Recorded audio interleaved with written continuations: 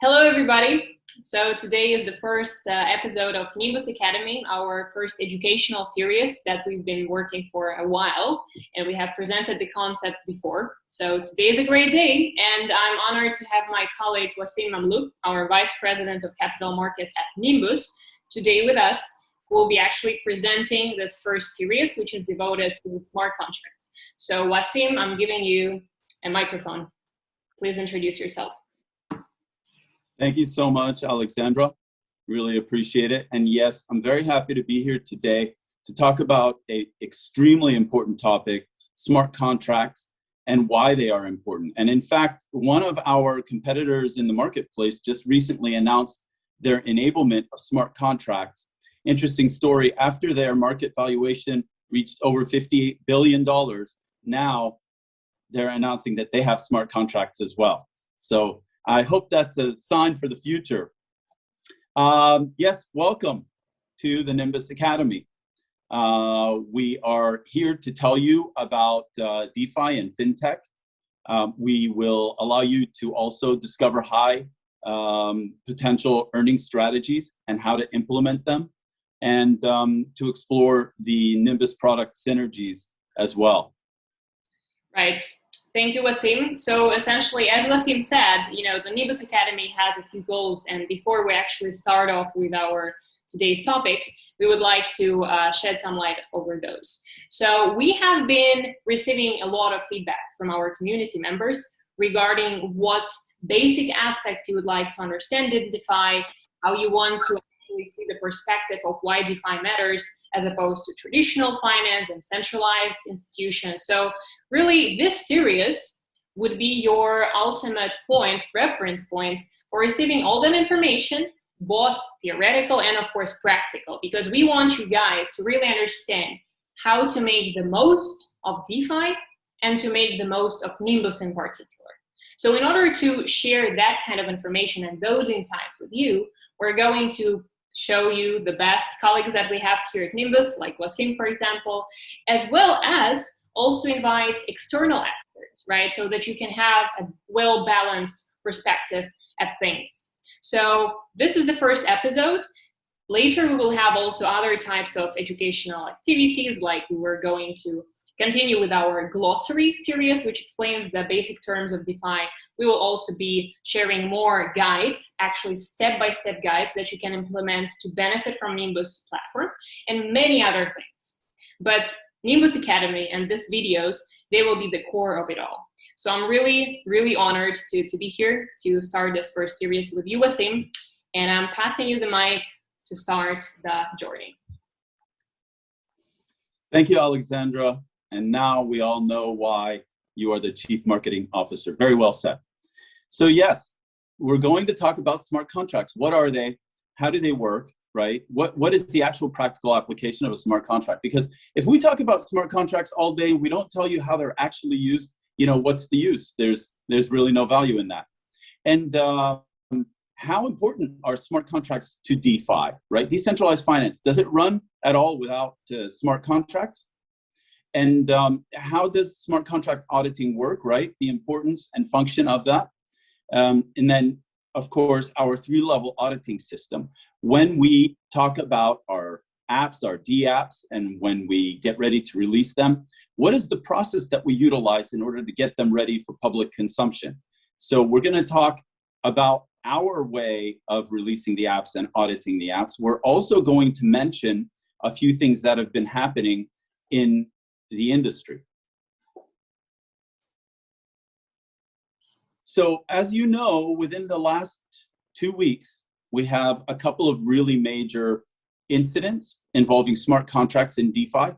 And I think that anyone who follows the news even a little bit will know the drama, which was really unbelievable. And we really had no idea that something like that could still happen in our industry. But of course, every company has its own way of securing their infrastructure and their contracts. And as we learn more about this one in particular, we'll find out exactly what happened there. One thing we know for sure is that $600 million has gone missing. And basically a hacker has already come back and said, I'm the person who has this value in tokens. I've taken them, and he or she has made themselves known to the world, which is a very dramatic sort of thing.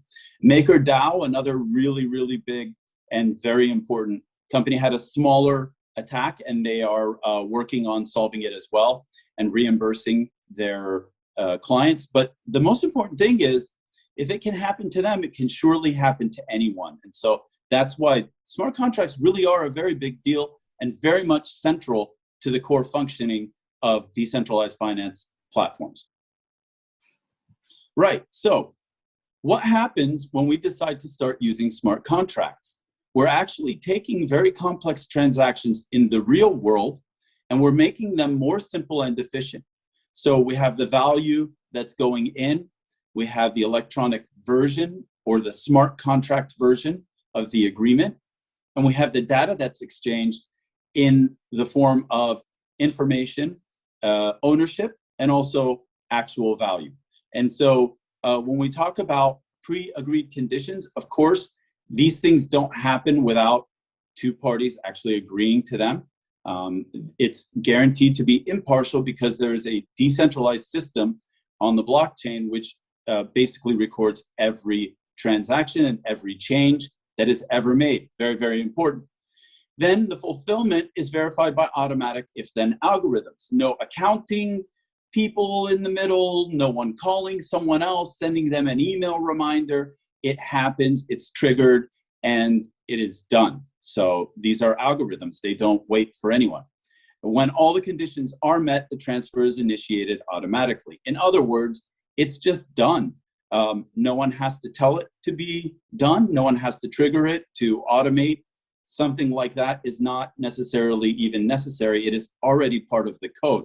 So we're not even automating it. We're actually turning it into code that is executed immediately, which is even better because automation sometimes means someone has to trigger it or press a button or something like that. So the less we use human interaction, the less likely it is that we'll have any kind of delays or issues. And also don't forget, with smart contracts on the blockchain, once it is entered into the ledger, there is no admin. So there's actually no one to play around with the smart contract once it's live. And obviously the hacks that happen and the things like that, of course, some insiders sometimes do get involved. But what I'm actually speaking to is the fact that if you have it properly audited and it is secured correctly, then you really don't have to worry about such things. Right, so what's the benefit? Why do people use smart contracts? They do base their trust on non-factors in transactions, which means we don't have an opinion that's being satisfied. We don't have someone coming in and deciding if it's something that needs to be done or not. We don't have mediators, right? No lawyers, brokers, notaries. I work with a lot of lawyers on a regular basis. Sometimes that's not a big deal, and other times it takes a process, many, many days, weeks, months, and even years, because everybody's got an opinion, everybody's got a way that they want to do it. Respect to all of them, but this way we just kind of get it done instead. So smart contract algorithms facilitate the execution of trustless transactions. Why is it trustless, you say? And don't I want to trust people? And don't I want to understand who I'm trusting and what I'm trusting? Yes, yes, you do. Trustless, though, because you don't have to. It's the code becomes law, basically, once the agreement is made. And so there is no second guessing. And that's why it's called trustless, and that's why it's better. Right, so what's the difference between regular contracts and smart contracts?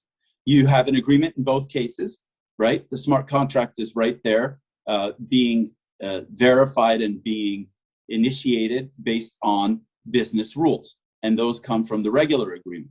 They do have to meet existing rules and regulations in both cases. They can be edited by a service provider or one of the parties to the agreement, and that's fine. But here we have the completely different version now, when the smart contract is triggered by an event on the blockchain or outside. Now, sometimes it is someone who initiates it by just basically turning the smart contract on, by initiating the code, and that's fine. But after that, there is no human interaction really necessary. And then you have the output. Again, this is going to happen automatically if you have a smart contract, and that execution of the contract will produce the output based on the impact of another cash ledger, blockchain, or system. And that will happen instantaneously when the conditions are met, right? So that will happen, and it can be a different chain, doesn't have to be the same. As you know, at Nimbus, we use more than one blockchain for different types of transactions. And so this is very, very important because we're talking about multi-chain technologies. It's a complete world of difference, especially when you look at fees and execution times and different aspects of smart contracts. Okay, so do smart contracts only work in DeFi? Of course not, right? You can use them basically anywhere. And so a number of different industries are already making use of smart contracts.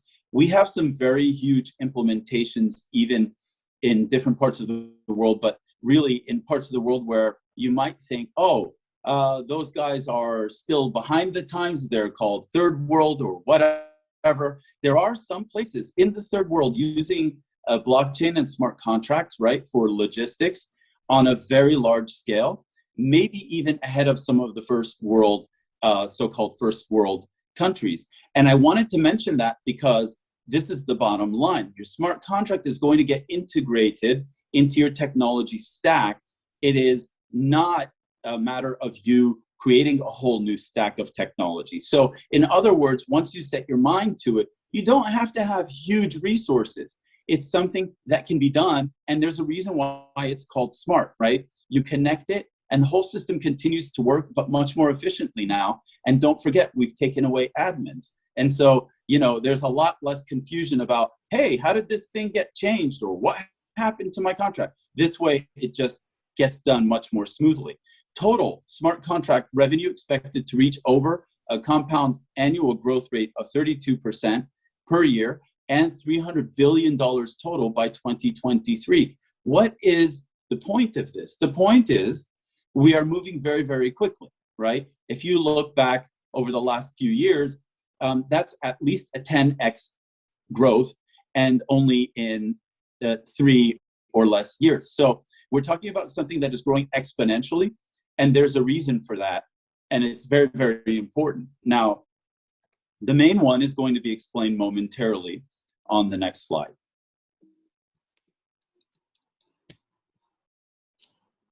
Right, so DeFi is, you know, basically the main way that people are using smart contracts. And DeFi fulfills its potential using smart contracts by doing all of these things.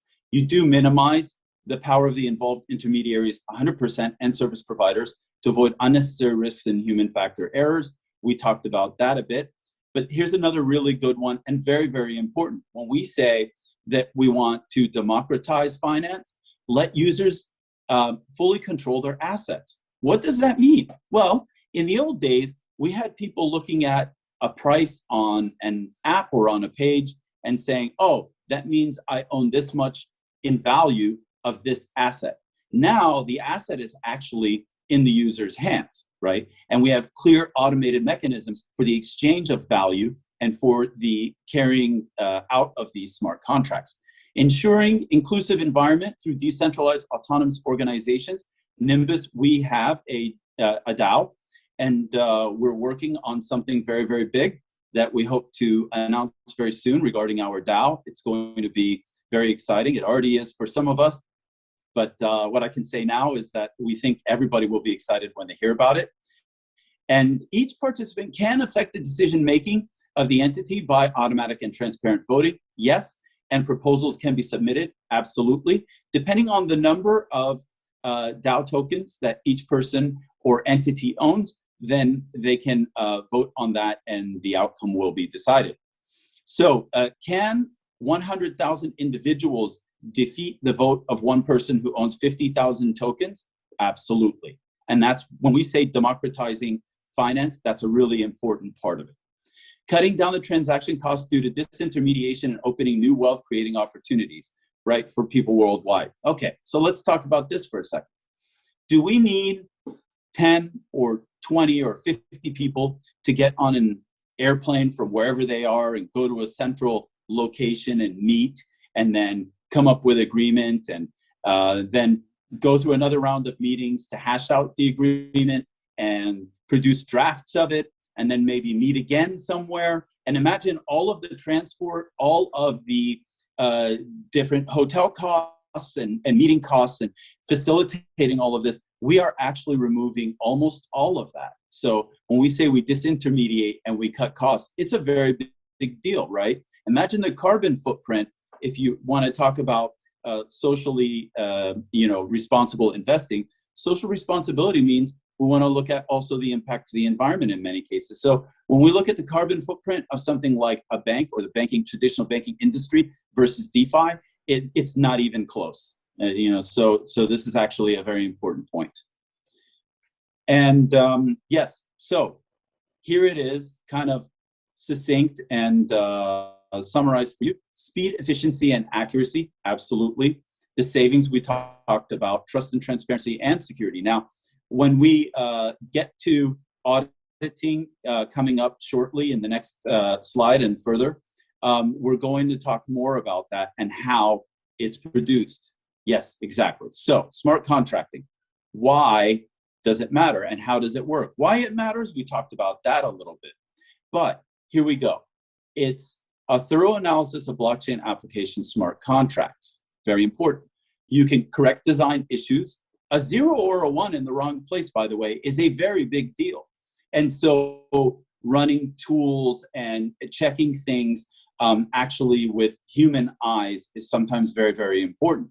Fixing errors in the code, that's exactly what we're talking about, right? Because again, simple transposition of a couple of numbers or letters can cause a major issue. And patching security vulnerabilities that come from the technology stack, not necessarily from within the smart contract or within that blockchain, but it can come from lots of places, right?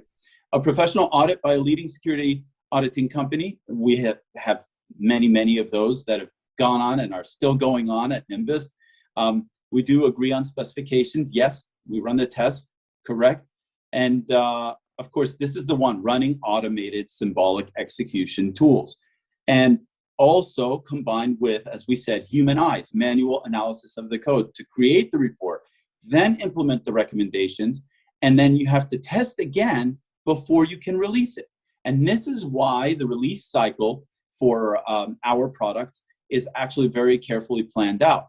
In other cases, they may be trying to get to market more quickly, but even the biggest companies make a lot of mistakes here. And so you've seen what the results can be. They can be quite disastrous. And so this is very, very important in terms of, following the procedure, the process, and actually getting the right results. So here we have basically the reporting, right? When we talk about bug bounty programs, that's very, very important to us and to many organizations worldwide, because you don't know where the expertise is going to come from. And many times you find people in the industry maybe are not recognized on a large scale, but they are doing work potentially as freelancers, as consultants, independent contractors of some kind. And so the bug bounty allows the open source or even sometimes private code, but mostly open source in many cases, to actually be checked. And the reason why that's important is because open source code, the known exploits and vulnerabilities are often very clear to everyone, right? And then when you get to very popular platforms for running the technology, for running, the actual servers and the infrastructure, obviously we have things like, the big companies are very well known. The Cisco routing technology, the Microsoft platform, different things that, we have sometimes hardware flaws there on the device that they're running on. And sometimes it is software in an operating system or something like that that can, really throw things off course. So important to do all of these things. Right, so when we do smart contract auditing in a product like Nimbus. And the Nimbus project, when we do smart contract auditing, we like to be as innovative as possible, and we like to work with the best partners that we can get. We do have a 3-layer security audit system. We've seen it time and time again. This is absolutely essential and important. And this is kind of how it works in our case. We do work with our key partners. In this case, in this example, it is Hacken. We do have the internal and external pen testers. These are actually the steps that we've gone through with our own specific tokens and products and apps. And we do absolutely use the bug bounties. And so I'm actually at a stage where I'm ready to turn the mic back over to Alexandra, and she's going to tell you a little bit more about what we're doing with Nimbus today, and she's going to tell you about a very exciting opportunity for everyone and a reward program for some lucky winners.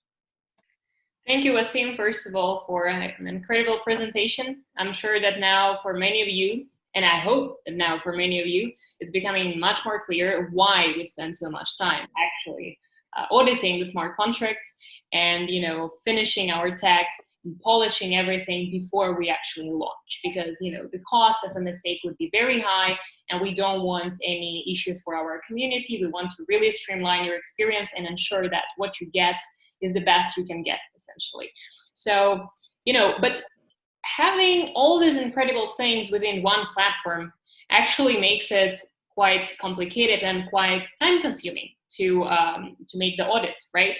And that's, as Wasim described, that's why we even have this 3-layer system to ensure that all aspects are covered, really. So why does it take so long? First of all, as you all know, Nimbus is not just a product, just one product, right? It's not just a DEX, or it's not just a staking platform. It's really something that combines the best of DeFi in one spot.